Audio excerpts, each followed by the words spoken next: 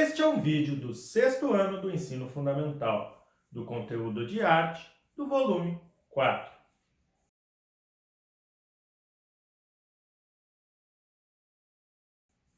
Olá!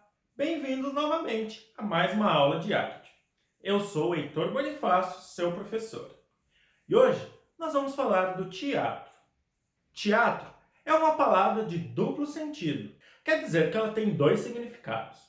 Ela é tanto uma manifestação artística quanto um espaço, onde geralmente acontece essa manifestação. Porém, não só ela. Existem shows de música em teatros, por exemplo. O teatro, tanto a manifestação quanto o espaço, veio lá da Grécia Antiga. Portanto, uma manifestação cultural muito antiga que acompanha a humanidade. Vamos dar uma olhadinha nessa história? A palavra teatro vem do grego theatron e remete ao espaço físico ocupado pela plateia. Na Grécia Antiga, os teatros ficavam ao ar livre e geralmente eram construídos em encostas escavadas, de tal maneira que formavam uma grande arquibancada. No centro, havia um espaço circular, reservado para os atores e para o coro, parte integrante da cena, com um grupo de narradores que representam um pensamento coletivo. Essas construções apresentam naturalmente uma boa acústica, dispensando qualquer equipamento para ampliação do som. Os teatros gregos datam aproximadamente do ano 4 a.C. e existem até os dias de hoje. Um deles é o Teatro da cidade de Epidauro, considerado Patrimônio Mundial pela Organização das Nações Unidas para a Educação, a Ciência e a Cultura, a Unesco.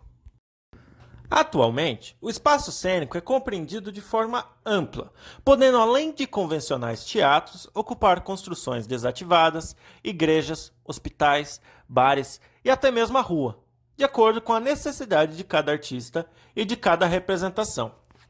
Para que possamos compreender melhor a arquitetura dos teatros, é importante observá-la ao longo da história. Geralmente, o espaço destinado à cena, o palco, se situa em uma estrutura mais alta e com certo distanciamento da plateia. Este palco frontal se assemelha a uma caixa fechada por 3 paredes, com seu espaço delimitado pela boca da cena e pela cortina, que formam a 4ª parede, aberta para o público. Ele se originou com a Commedia dell'arte, durante o período do Renascimento, na Itália. Por isso, é conhecido como palco italiano, e ainda hoje é utilizado nos espaços cênicos, bem como concertos de música, ópera e outros tipos de eventos. Muitos países seguiram os padrões do edifício teatral italiano, especialmente no que se refere ao espaço da cena. Embora as características do palco se mantenham em muitos lugares e épocas, a arquitetura do teatro vem se modificando de acordo com as necessidades de cada região. Na Inglaterra, nos séculos XVI e XVII, durante o reinado de Elizabeth I, de 1558 a 1603, o teatro se popularizou devido ao grande incentivo dado pela rainha, pois ela queria se libertar dos padrões ditados pela França e pela Igreja. Esse período, chamado de Elizabetano, é símbolo da produção artística dessa época. Assim, o teatro desenvolveu uma estética própria, com temas baseados na história do país. Existem 2 filmes muito bons sobre a Rainha Elizabeth, com a atriz Cate Blanchett. Inclusive, ela concorreu a um Oscar pelo primeiro filme. No que se refere à arquitetura cênica dessa época, a forma circular ou poligonal do edifício teatral era básica para o teatro ao ar livre da era elizabetana. O palco tinha características distintas das do palco italiano. Era um espaço retangular, circular ou misto, com a possibilidade de ampliação do proscênio. O espaço de maior dimensão do palco, onde acontece a maior parte da ação dramática.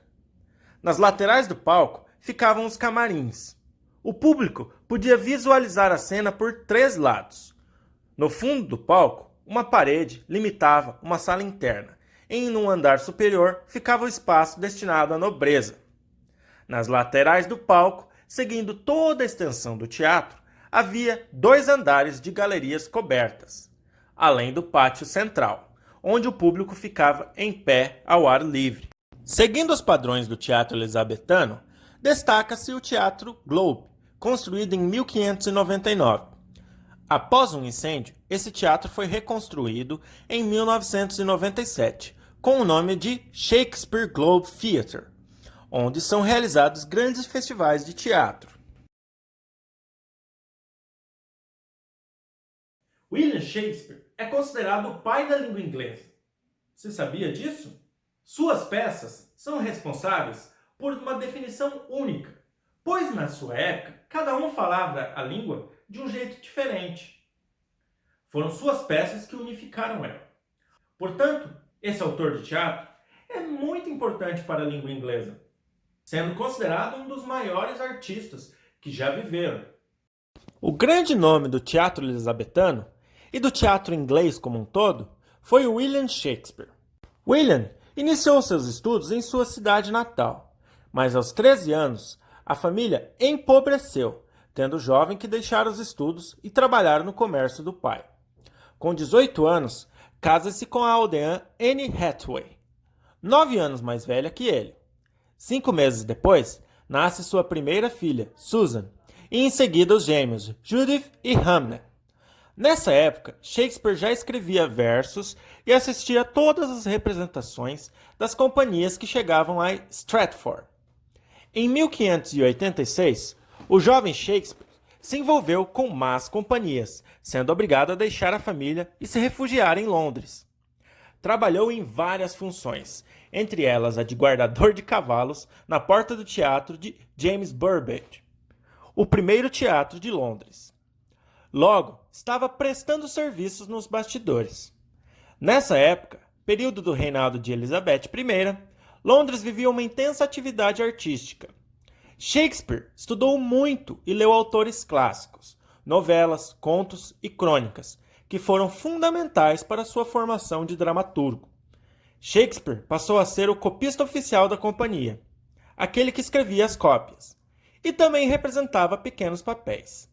Em 1589, já adaptava peças de autores anônimos e escrevia o maior número das peças apresentadas no Globe Theatre, que viria a ter seu nome após 1997. A obra de Shakespeare compreende 37 peças teatrais, entre comédias românticas, tragédias e dramas históricos. A obra de Shakespeare foi dividida em 3 fases que acompanham o amadurecimento do dramaturgo. Compreende também 2 poemas narrativos, Vênus e Adonis e Lucrécia, dedicados ao seu protetor Henry Wrightley, conde de Chamberlain, e 154 sonetos, escritos provavelmente entre 1593 e 1598. Shakespeare é valorizado até os dias de hoje por enforcar em seus textos teatrais questões relativas à existência humana, como o amor e o ódio, e questões sociais e políticas. Entre suas obras mais famosas estão Romeu e Julieta, Hamlet, Sonhos de uma Noite de Verão, O Mercador de Veneza, Macbeth, Otelo, Rei Lear, Júlio César, Ricardo III, e são tantas das suas histórias que são famosas até o dia de hoje que é difícil falar todas. Mas com certeza, uma das mais famosas é Romeu e Julieta. Ela foi criada por Shakespeare durante o período elizabetano e conta a história de um amor impossível entre 2 jovens de famílias rivais. Na famosa cena do balcão da peça, a personagem Julieta revela o seu amor a Romeu. Romeu e Julieta é muito influente até os dias de hoje. Você já sofreu por um crush ou caiu de paixões por alguém? Pode pôr um pouco da culpa em Shakespeare, pois a maneira como nós enxergamos o amor romântico foi estabelecida na peça Romeu e Julieta. Nós vamos ouvir um trecho de uma leitura de uma adaptação da peça Romeu e Julieta. Aquela noite, Romeu não conseguia pegar no sono. Guiado pelo profundo amor que já sentia por Julieta, entrou escondido no jardim dos Capuleto e, morrendo de saudade, ficou olhando para a janela de Julieta. De repente, a porta da varanda se abriu e ela surgiu. Sem perceber a presença dele no jardim, Julieta disse suspirando para a lua: Oh, Porque Romeu é um Montecchio. Mas que diferença faz? Montecchio ou Capuleto são apenas nomes. Só o seu nome é meu inimigo. A você, meu amor, ofereço meu coração.